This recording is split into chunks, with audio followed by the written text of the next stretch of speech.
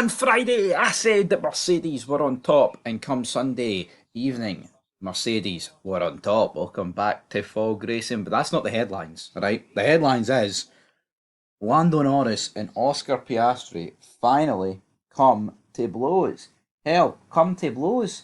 It was their first real on track battle. Now, obviously, there was one in Imola, but that was like a foregone conclusion. It was a slam dunk from Lando Norris on Oscar Piastri. But it's the same here again. It was Lando Norris trying to get past Oscar Piastri with a couple of laps to go. He was getting closer each lap, but what actually kind of screwed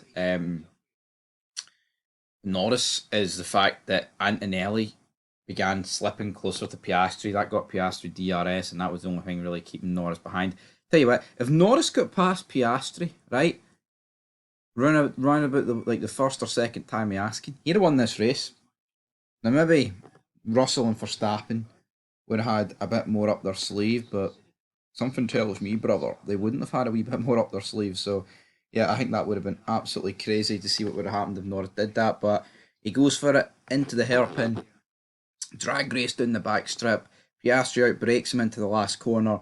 Norris falls him towards turn one. And if you watch the 2011 Grand Prix in Canada, it is pretty much a carbon copy to a degree of Hamilton and Button.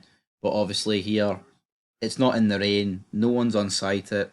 Norris has came over the radio and pretty much fully accepted all the blame for it. Well, you just knew that was going to happen. You knew it was going to happen eventually, and it did happen for them. So unfortunate for McLaren, but like I said, man, it's just literally one of those things. Norris has risked it, and you know what?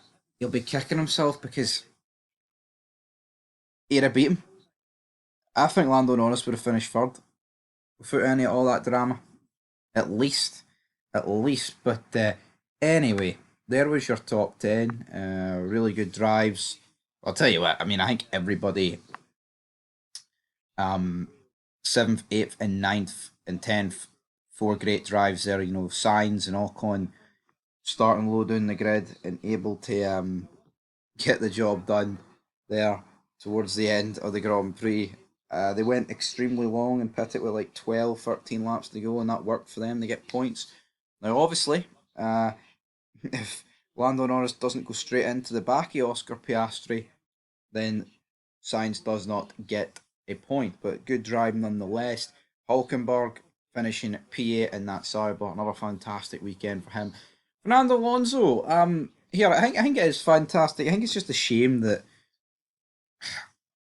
he couldn't keep up the pace at the start because, yeah, over one lap, we've seen this season like Alpine, Williams, now Aston Martin, they can get stuck into the big boys, but reality is when it comes to the race pace, they just can't really compete. And it was looking at stages during this race where Alonso was like, fuck, is he going to end up without points again? Another horrific Aston Martin strategy, in my opinion. But anyway, he managed to get there in the end and finished P7, not far off Hamilton, but obviously the safety car came out, didn't it? Speaking of Hamilton, apparently had 20 points of downforce missing or something. I feel like they are just whipping out excuses for this guy every week, man. Honestly, the bare minimum, like literally the bare minimum, because you didn't get beat by any midfield teams or Shinoda. But yeah, not good. Leclerc, I can't believe what Ferrari's done here.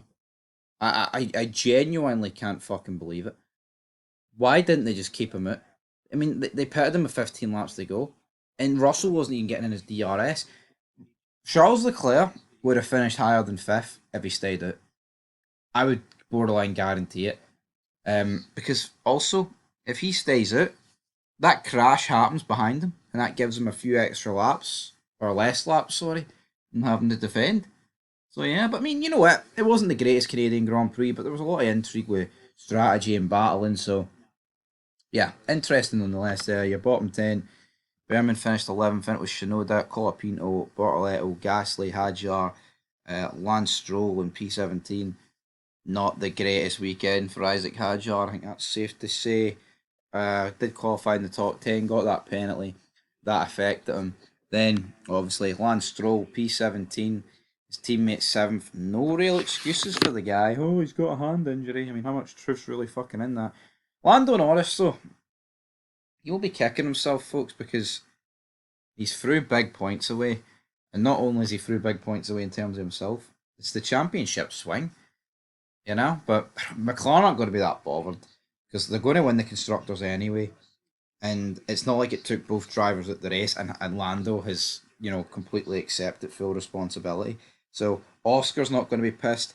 Lando will probably just be more annoyed at himself than anyone else. So, in terms of two teammates colliding, it probably couldn't get any more win-win for McLaren. Anyway, that's it for Canadian Grand Prix.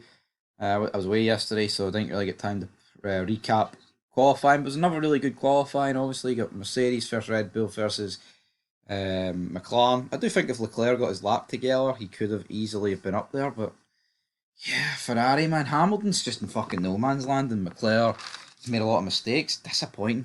Need to do better. Need to do better.